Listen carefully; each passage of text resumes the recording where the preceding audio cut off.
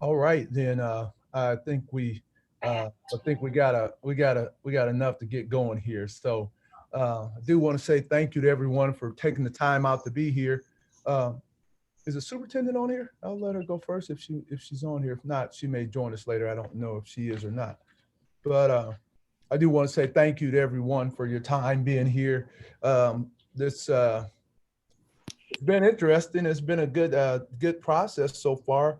One of our main goals is to keep our staff informed throughout the process, and another goal is to get input and feedback from the staff as we make progress.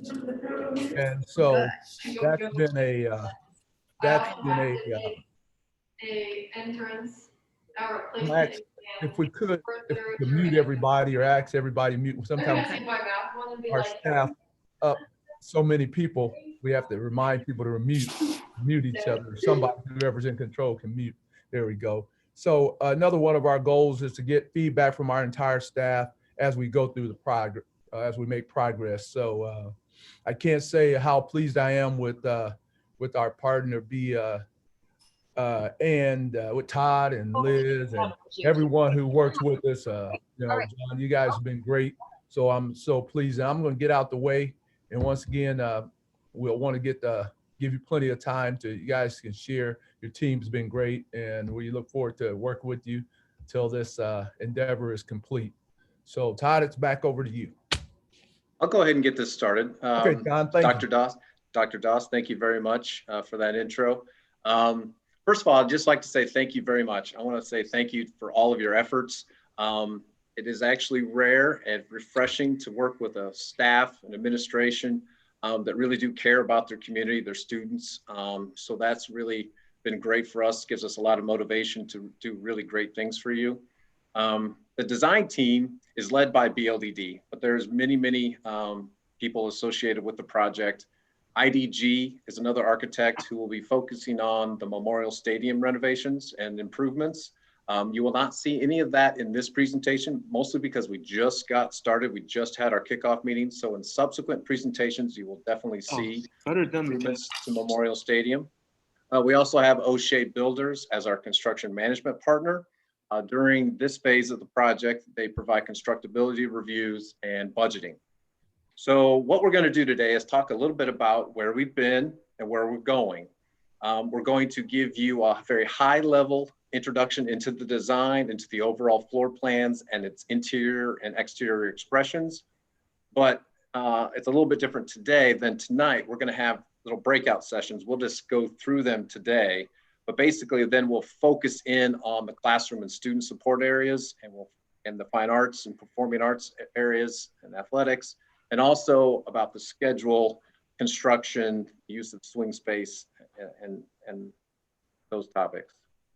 So first, back when the master planning was being done, the community came up with 3 vision statements and planning principles that all of the projects included in the master plan, which is $250 million worth of work over 10 to 12 years.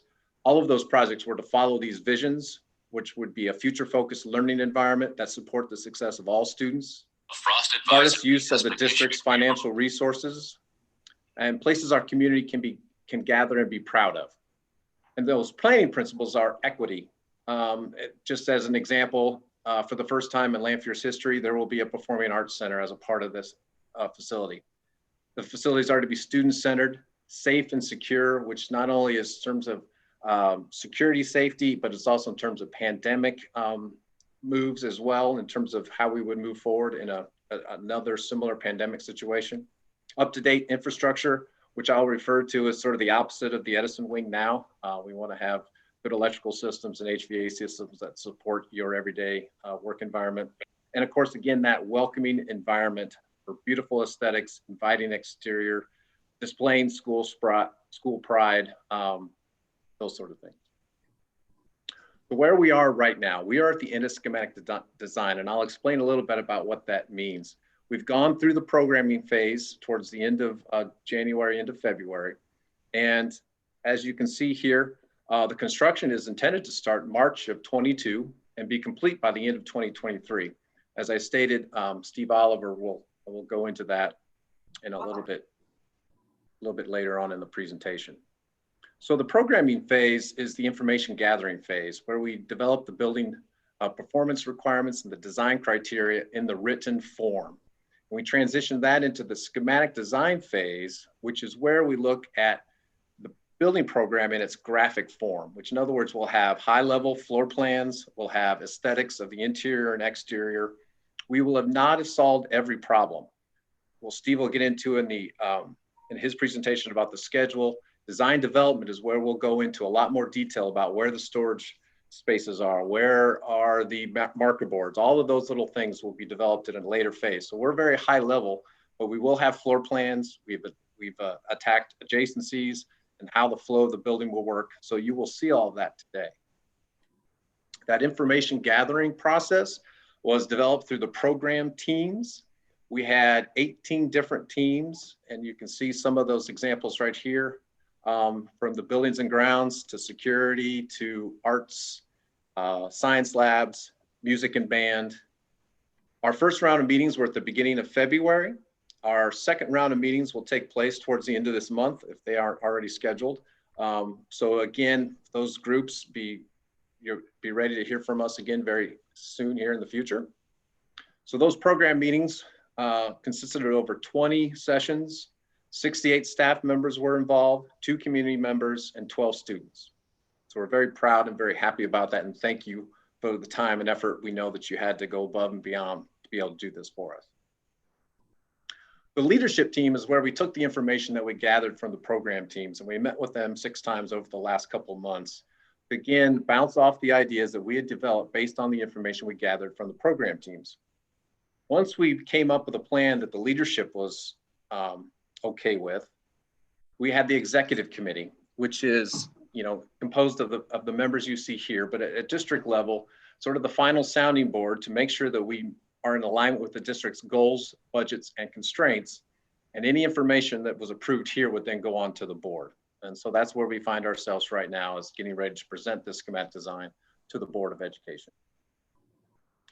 The final thing that we did during this information seeking was also give the opportunity for certain individuals to go and do exemplar tours, which is really just simply saying we went to like facilities throughout the state so that these individuals could engage with the users of those buildings to see what was done well, what wasn't done well, what we could do better, and how that program could be more shaped better to the Lanphier process. So again, we went and viewed lots of different areas and lots of different buildings throughout the state. We want to give the opportunity for everybody to provide feedback. I believe in the chat area, we're going to put in this link so you can copy clip that so you can have access to the Google form that'll be available for the district. That'll be available at tonight's presentation as well for the community that attends. I'll turn it over to Todd Strulik, our pre-K through 12 lead designer. Really appreciate and want to echo, this has been a wonderful experience to date. Really appreciate the time in a difficult time to focus on this distraction from educating in the middle of a pandemic. We've really appreciated all the information and look forward to further conversations going forward as we move through the next phase of the design process. So beyond the initial concepts that John presented earlier from the community meetings, we really found there were 4 things that were going to make a successful solution to Lanphier.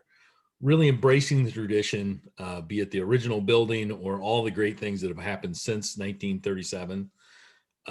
Creating a heart to that building, repairing the connections, both physically and as a group of educators, and then developing some cohesion.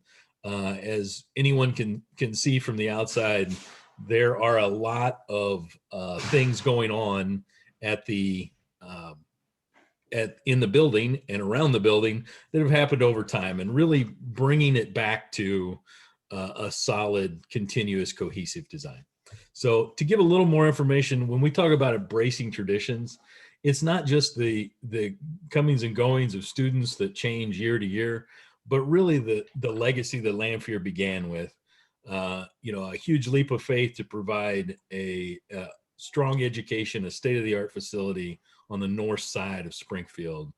As you can see from these images, it was a stately building in 1937, and through the years, it grew with the Edison Junior High adding to the site, Memorial Stadium, Robin Roberts Field.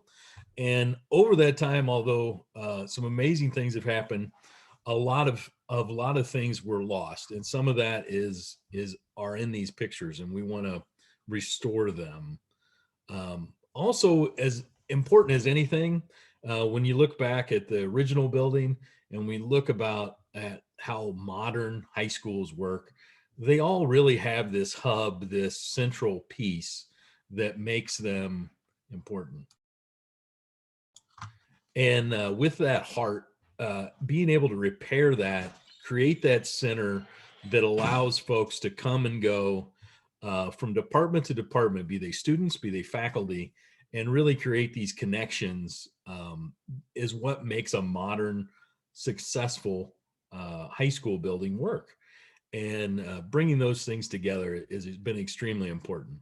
And then finally, that idea of cohesion, that taking the building from a group of disparate parts, additions, remodelings, old building and new building, and really doing it putting them all together in a way that makes it feel like one entity that's working for the faculty, the students, and the community. So I'm going to start with orienting. This is the same presentation we're giving the community, so they may not remember as much as you do about the facility, but here's a 30,000 foot view of things. So we've got the two original pieces of the building highlighted here in orange, and then all the additions that have happened, the first one being back in 1939, and how things have changed, if you remember that picture from earlier. And probably the most prominent thing is how the buildings relate to the neighborhood, to the streets, and to the green space. So with our updated site plan, some of you have seen this, some of you this is for the first time. We really identified and tried to maximize this idea of togetherness, creating that heart, even at the site plan level, trying to condense what is right now about a quarter of a mile of travel from one end to the other. And with that, surrounding and sort of relieving the building from the surrounding roads, be it Converse, be it 11th, be it North Grand, to really create a sense of security and closeness for the entire Lanphier community within the building, as well as making parking and green spaces available without leaving the immediate area or having to cross through them to enter the building. So to orient you on the future of Lanphier, I want to start out by just going over a couple of things. This is a bird's eye of the new design. And that means if you were a bird and flying over from the south, you would see the original Lanphier from that corner of North Grand and 11th.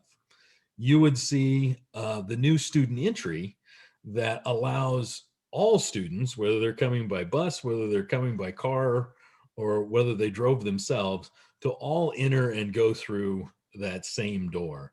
Now, visitors, folks who may be coming for business or just to enroll a student or have a conversation with Dr. Doss, those folks and anyone coming for events will actually come through the original 1937 entry, and that will be the front door for all other needs.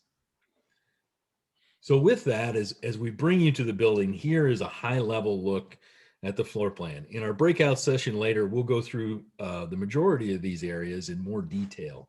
But right now, we really want to orient you with the idea of how the new Lanphier will work. So as you come in those two entries, be it as a visitor for an event or a student coming every day, you will approach from the west side and come in and be greeted by lobby areas. If you're a student, you'll be walking by the attendance office. If you're a visitor, you'll be coming to a vestibule and then enter the main office. If you're there for an event, you'll go right through it. And when we say right through, we mean that historic lobby that is really just a thoroughfare now. We're removing that staircase to the second floor and really giving access to that new core or heart, as we talked about.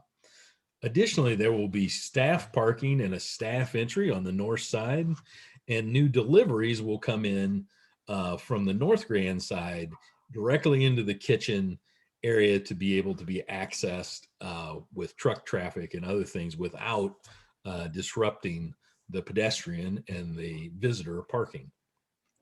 As you come deeper into the building from these access points, you'll notice that the building, for the first time, really since 1937 or 39, yes,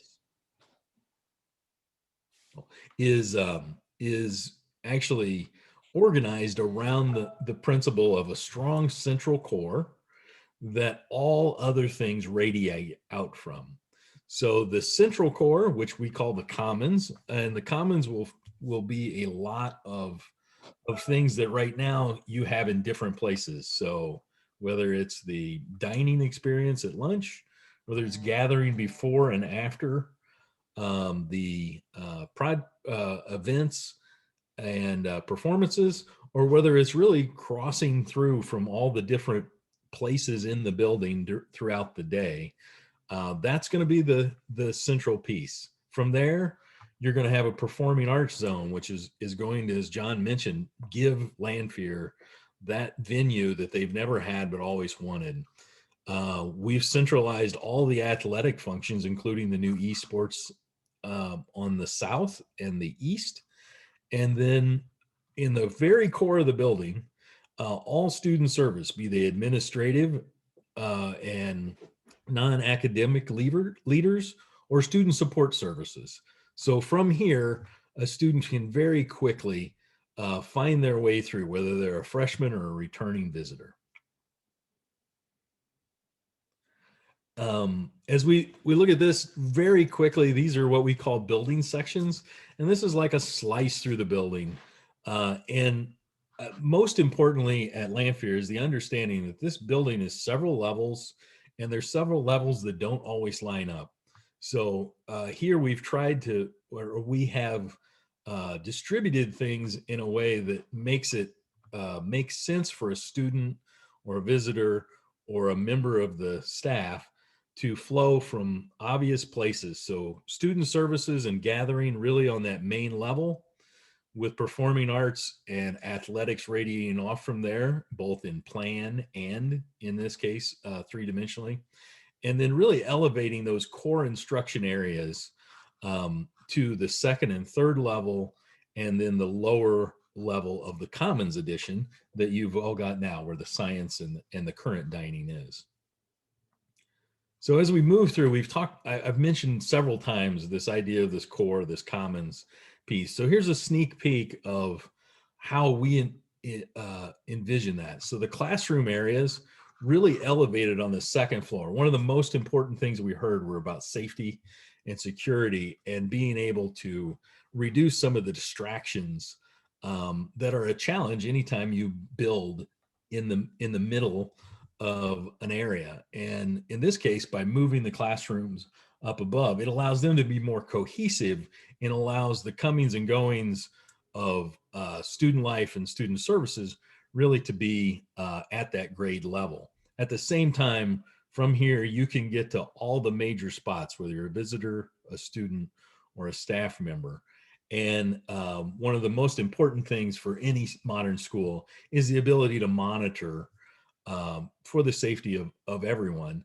And in this case, there are great public spaces that should be able to be used all day for a variety of events, from dining to breakout classes to clubs and organizations.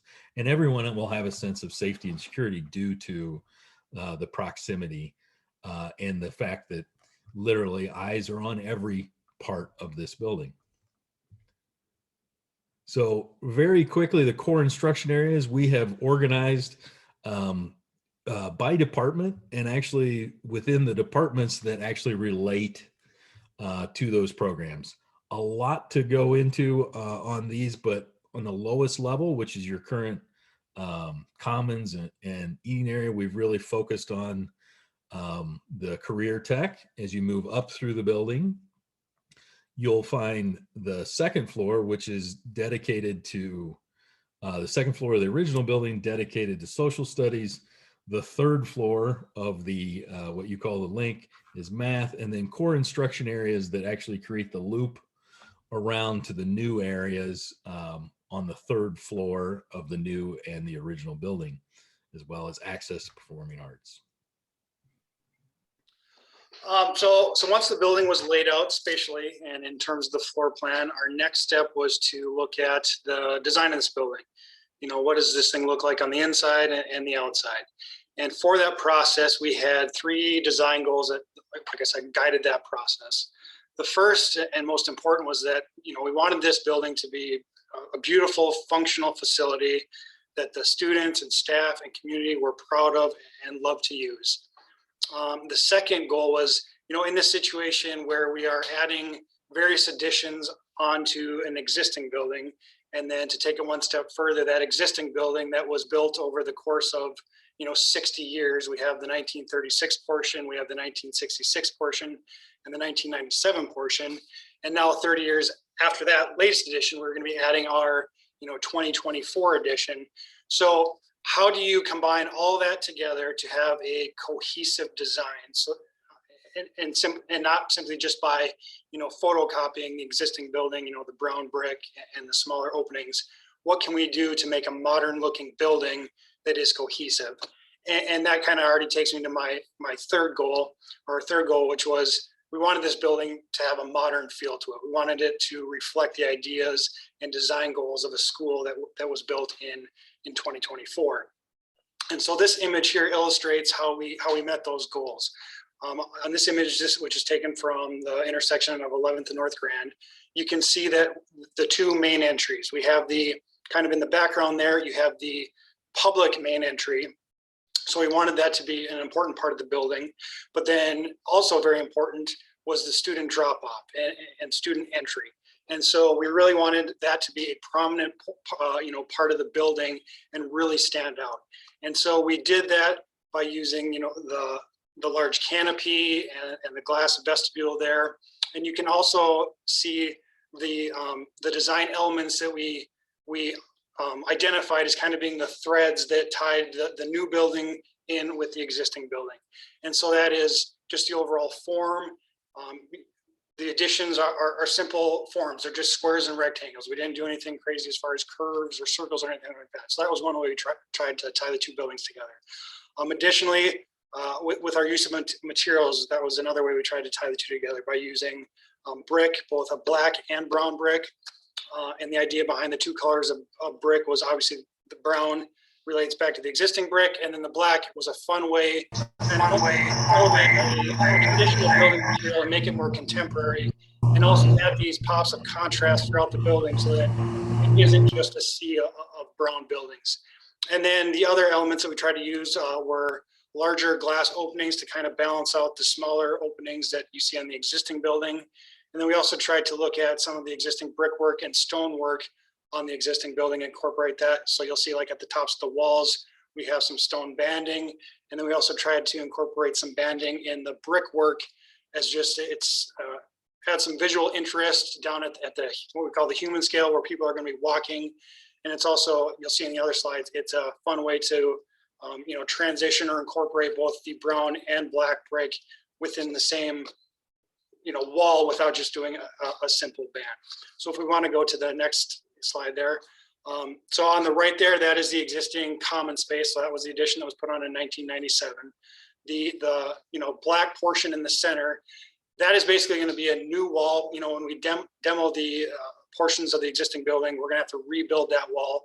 And so we use that as an opportunity to get, you know, introduce these large windows and get natural light into the classrooms that'll be on that side of the building. And then, like I said, you know, you can see how we're transitioning between the brown and black brick within the same wall there. being playful with that. And then again, the use of the metal panel as kind of a nod back to the lighter materials that you saw on the other side, but it's a more modern take on that more traditional building material. And then also you can see in this image is the secondary entrance, which is will be used by the staff. And then also if there was a performance in the theater, something like that, that could be used as secondary entrance as well. This view is taken from Memorial Stadium and just illustrates the large green space that Todd had mentioned earlier.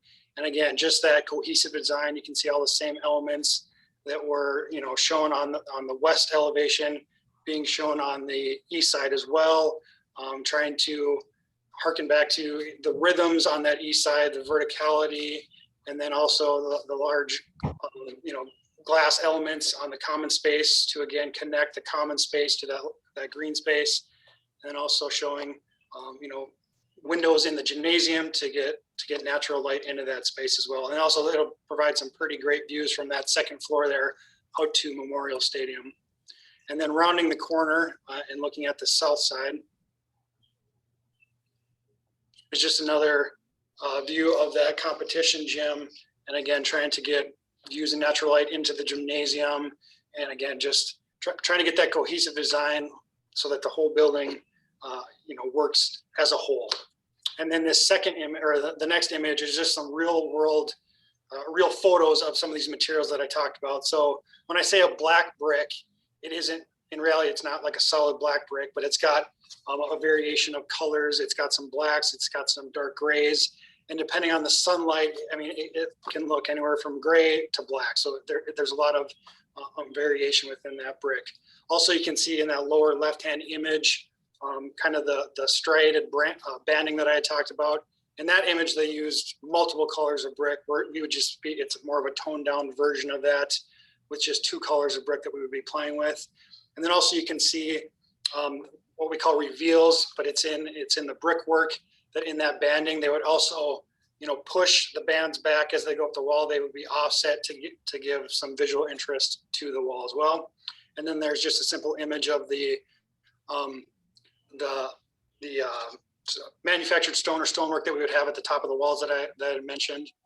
And then the other 2 images are just some photos of the metal panel on the next slide, just some of the metal panel that I had talked about and those surrounds that you saw around the larger windows, and then just trying to get, views to the outside and natural light into the classroom. And so then this is a view of the common space. And again, just to reiterate what Todd had said, this is the heart of the building. This space connects both physically and visually to all of the spaces of the building. So we wanted, a nice light-filled space, lots of transparency, views to the exterior, just a really fun place that the kids and staff would want to hang out at. And the other idea here is that, with these classrooms that you can see on the existing building there, while they won't have direct access to, an exterior wall or views to the exterior, they still have what we call borrowed light. So with all this natural light coming in, there still will be natural light coming to those classrooms and views to another space other than just that classroom. And then the following image here is just some of the inspiration images that we used when we were designing the common space. So you'll see a lot of neutral tones, whites and blacks. And this is kind of going off of some of the feedback that we had gotten from some of the user group meetings with that, the desire to have a modern looking building, clean, light, bright. And so you'll see that in these images with some pops of color, and also trying to get some vegetation into the spaces as well. And then This is the part where we would actually go into our breakout sessions, but we'll go right into the classroom and support spaces, if it'll turn. There we go. Very good. So as mentioned earlier, we were looking at, how to best arrange things so programs that work most together would be arranged in a way that they could actually collaborate and share either vertically or horizontally in the building. So the goal for the organization was really to look at, as I mentioned before, the second and third floor of the historical 1937 building, along with the addition, as well as the 1966 remodel and the science and lower level of the Commons addition would be the primary places for student instruction. So we're going to go now to the floor plans and show you a little bit more in depth on where we have things now, with the understanding for you as educators, a little different than the community, is that our goal was to have really, we've got placeholders of space. It's about the right size, it's about the right proportion, and we believe in the right place in the building. What is in it as far as the number of seats, casework, and even who is in which space. Those are really design development pieces that will be upcoming conversations. So starting with the lower level, this is the current level, dining level at Lanphier. This is really where we have focused the entrepreneur and business and careers side of instruction, with one caveat, is we have a piece, and I believe someone asked about it, the life skills portion of your program is actually going to be housed down in this area, taking over some of the lab space that was formerly part of the FSC.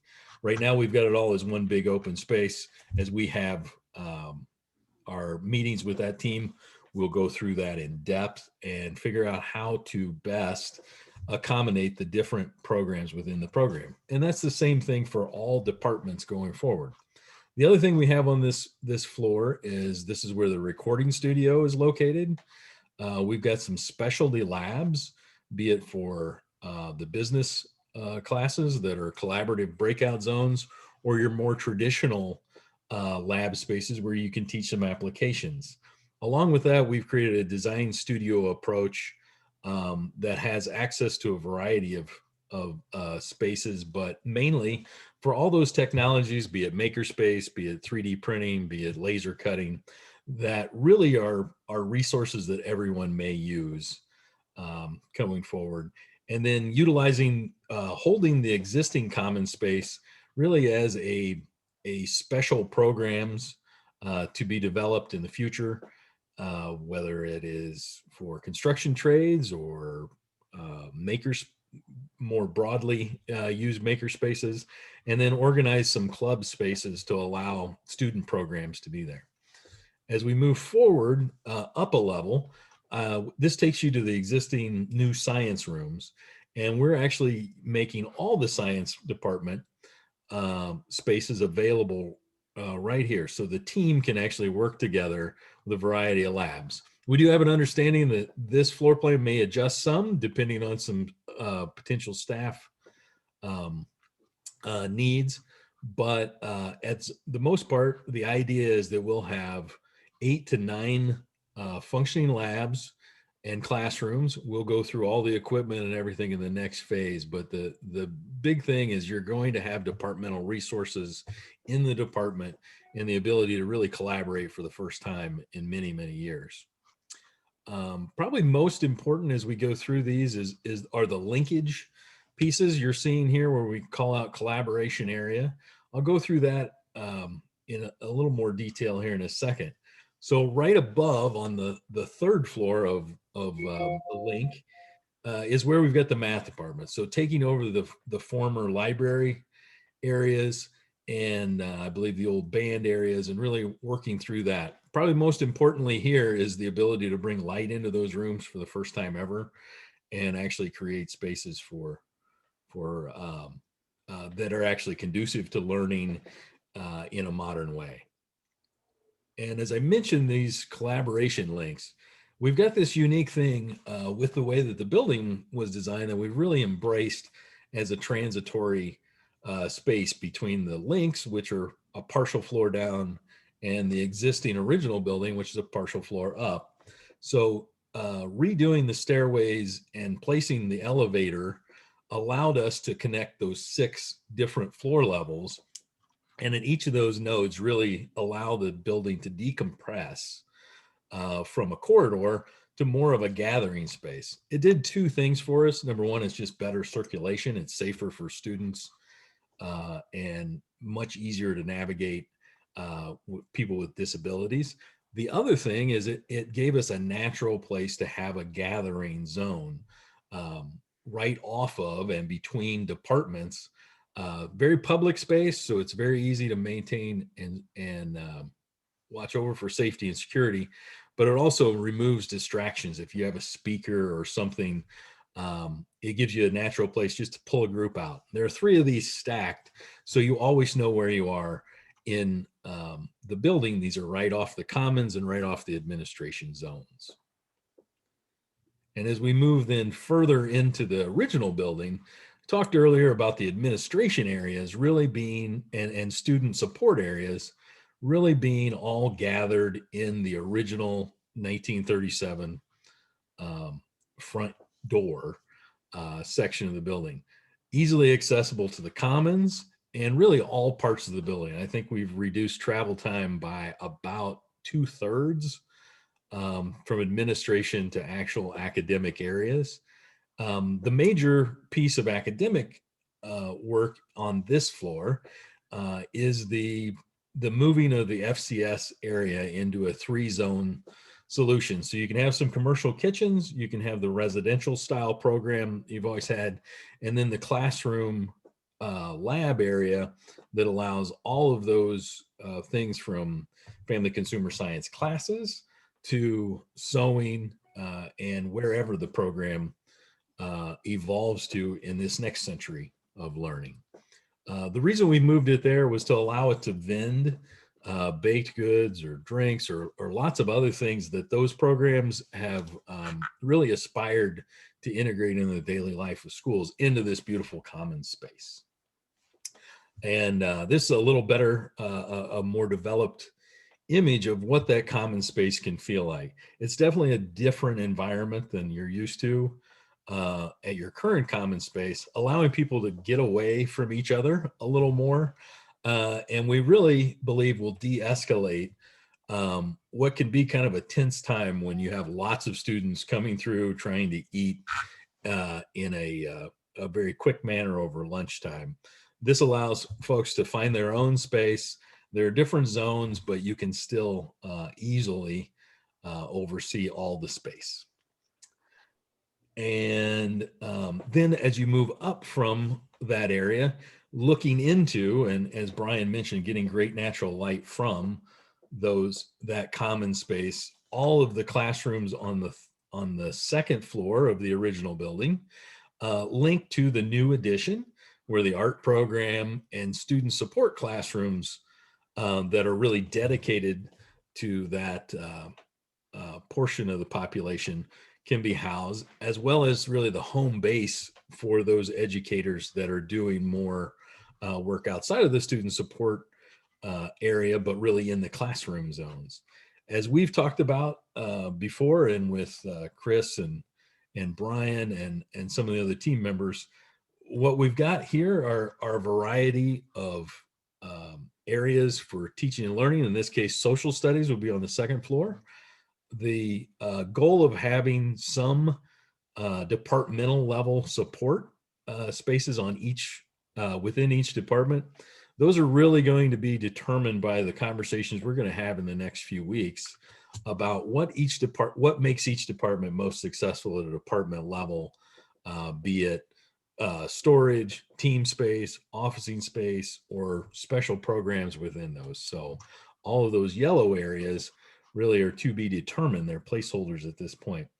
And then probably most importantly to some of you, we have created one of the most important things we heard about was having teacher support spaces throughout the building, including things like nursing mothers areas, restrooms, and a place to eat near where you are working day in, day out. So each level has a faculty break room with the same amenities.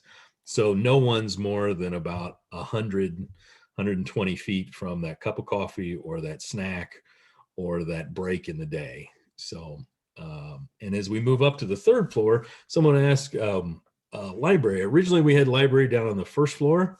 Some of the feedback we got was that it would be great to be closer to the English programs and the idea of being a resource in a unique space. So it's placed here adjacent to the English classrooms, which actually wrap around the entirety of the third floor, as well as their neighbors, which is the foreign language department. And we sort of looked at all communications really feeding off of this unique arrangement on this upper level, being able to work back and forth on the things that make us all understand each other.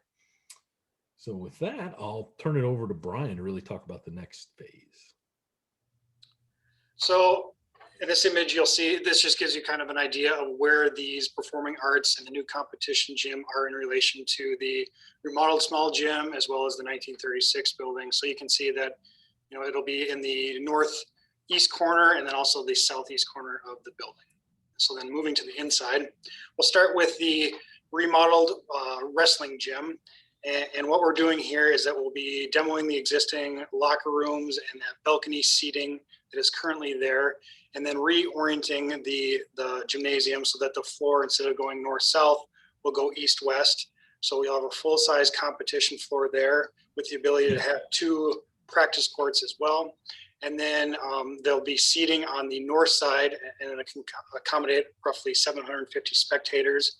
So if there's a JV event or just a smaller competition, this would be a good spot for that to take place.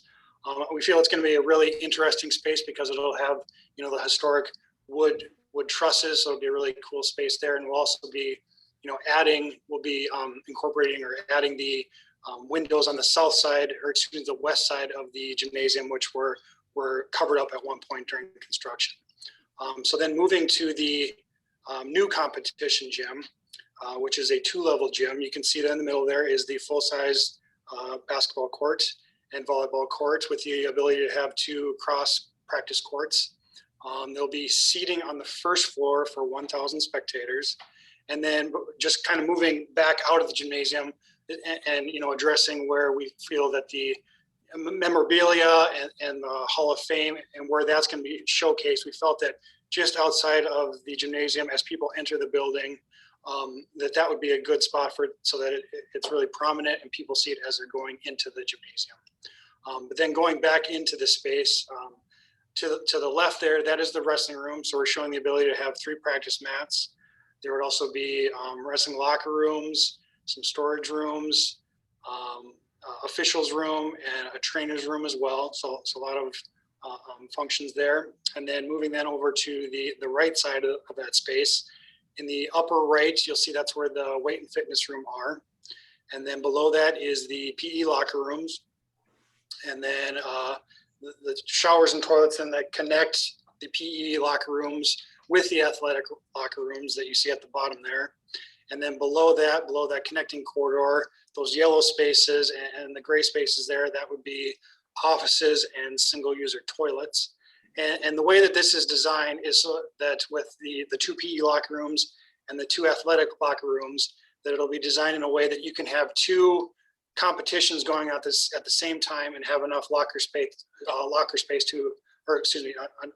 room space to accommodate both of those events that are going on in the main competition gym, as well as the smaller competition gym. And then moving up to the second floor, where there's retractable bleachers that would retract towards the court and not rear folding like you oftentimes see. But that is an additional 1,000 seats on the second floor. And then you also see on the left-hand side, the ability to have a basketball practice court. And then on the left-hand side, that would be a practice volleyball court. And then above that, I mean, obviously you can't see this in the image, but there would be retractable baseball hitting nets that would come down from the ceiling, so you'd have that capability as well. You also see a running and walking track that goes around the perimeter of this space. And then you can also just see locations of the windows and you're on the second floor, and you're gonna have some awesome views to Memorial Stadium and to that green space. So, I mean, it can be a really, really incredible space. And the next image is just, very high level. Obviously, there's going to be a lot more design and materials and colors and all that stuff that's yet to be determined. But this just kind of illustrates or gives you an idea of how that 2-floor multi-leveled seating configuration works. So you can see that in, the center hung scoreboard. So again, it's going to be a really awesome space. And then moving to the theater and band and choral area of the building. So the theater is a 2-level theater, two levels as well, just like the gymnasium. So on the first floor, you would enter there from the right-hand side. And the main level is going to be a combination of both fixed and removable seating. That first I don't know if you can highlight that, John, but that first tier there, that would be fixed seating. And then you go down to, that brings you down to the same level as the stage. And the stage, would be sized so that you can have theater performances and be large enough to put your whole, all the band and choir and have those types of events going on there. But then that central section there is then depressed even farther from the stage. And that would be where the removable seating is. And the reason it's removable is because that whole section there is on adjustable stands. So that can be adjusted so that the stage in that section are all the same level, or it can be brought down so that you have a pit area. There's just lots of flexibility with a configuration like this. And again, this is just the first phase of this, or first stab at this first drawing based upon some of the feedback that we had gotten with some of the user groups. But we are working with, an acoustical consultant and a theater design consultant, and we'll have lots more meetings with the user groups. So this will continue to be developed, but again, this is just kind of the first take at it. The other thing that you'll see is on that back wall, or the right wall there, is the 2 large operable doors that lead to that theater. And what that allows is with those closed, the theater would be able to accommodate 450 spectators. And then if you open that, so if you want to do like Madrigal, or if you just had a speaker and you wanted to increase the spectator capacity, you could have removable seating out in the common space there and open up those vertical folding doors there. And then you could increase the seating from 450 to roughly 650. Then moving over to the band and choir area. So that's all, it'll all be connected with the stage. So you have that direct access. That center space there where it says music common / green room. That would obviously be double as a green room for when there's a performance, but during a normal class day, that's just where band musical instrument storage would be. And it's just kind of a larger circulation area where kids can hang out, get their instruments and stuff like that. There'll be 2 green rooms, some single user toilets, storage for the drama department, storage for band uniforms, choral robes. We'll have some practice spaces, and then obviously the large band and choir room, and then some 2 offices with a shared music storage or music library space. Going up then to the second floor, this is where you would access the balcony level of the theater.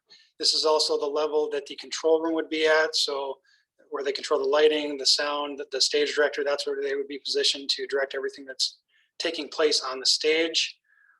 Outside of the balcony, that white space that divides the theater from the art rooms, that's just a kind of a pre-post function space for if there's an event going on in the auditorium. Otherwise, when it's not being used for that, it would be a great gallery space for the art rooms to display artwork.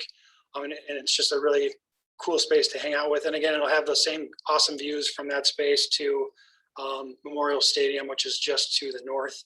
And then as Todd had mentioned earlier, you'll have your 2 art rooms there with the 2 offices and the storage and kiln room. And then the third floor, this really isn't accessible by the public. This would be for the students on the technical side of things that are working the lighting and the rigging and stuff like that. So you'll see the various levels of catwalks that are above the stage, and then also project out above the seating area.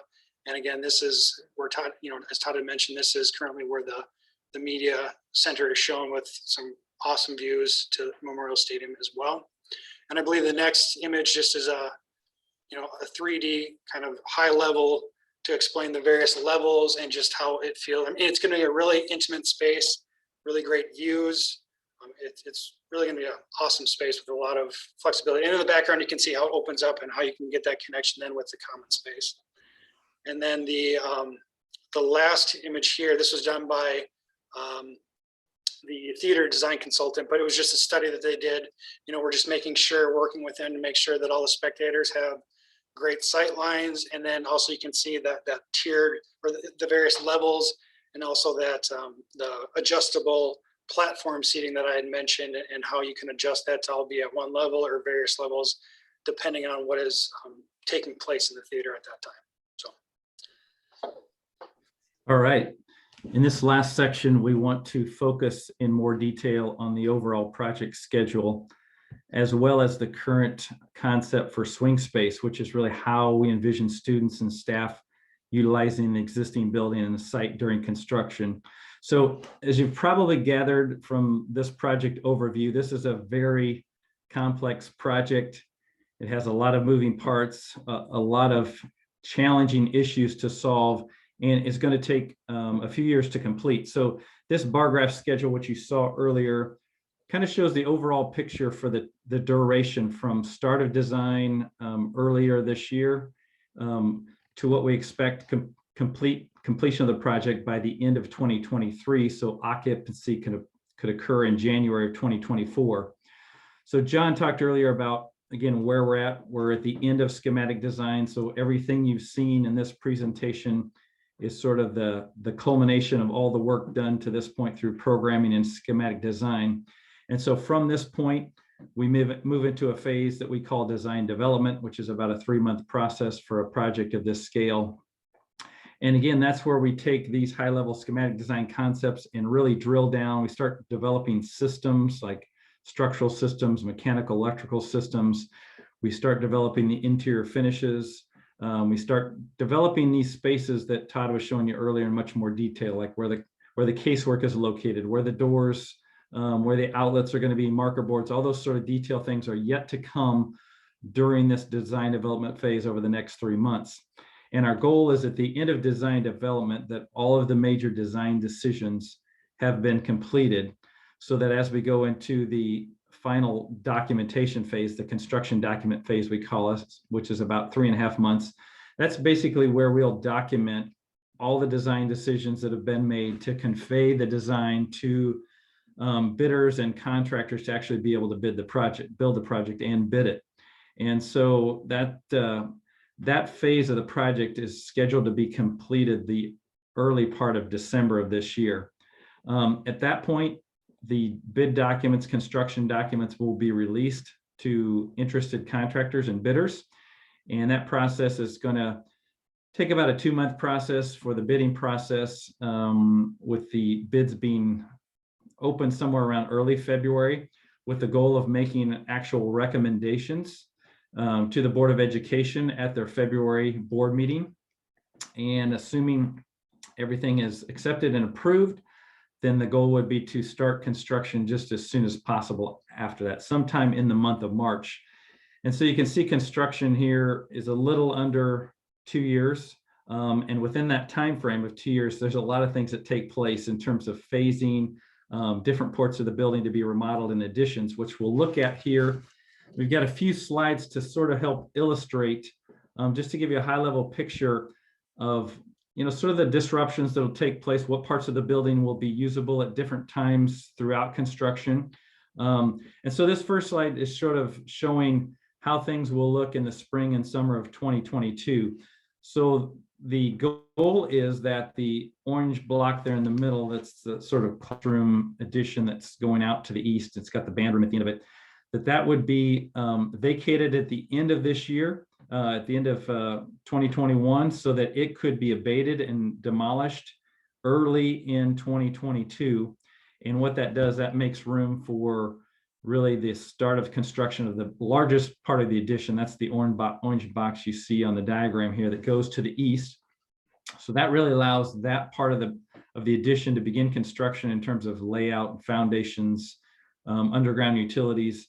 And that all is occurring starting the spring of 2022, while you're occupying the rest of the existing building, which is shown in this diagram in white. So basically, all the rest of the building, with the exception of that one little wing, would be available for instructional space during the summer of 2022. As we jump ahead to the next slide, really kind of looking at, what would happen in the summer of 2023 and then into the fall. So in the summer of 2023, the sort of irregular red shaped piece you see in the corner there, that's some smaller later additions that happened to the high school. That would be abated and demolished. That during that summer of 2022, and that would basically allow again for more work to occur on the large orange addition. There's a lot of other work that has to occur during that summer of 2023, 2022.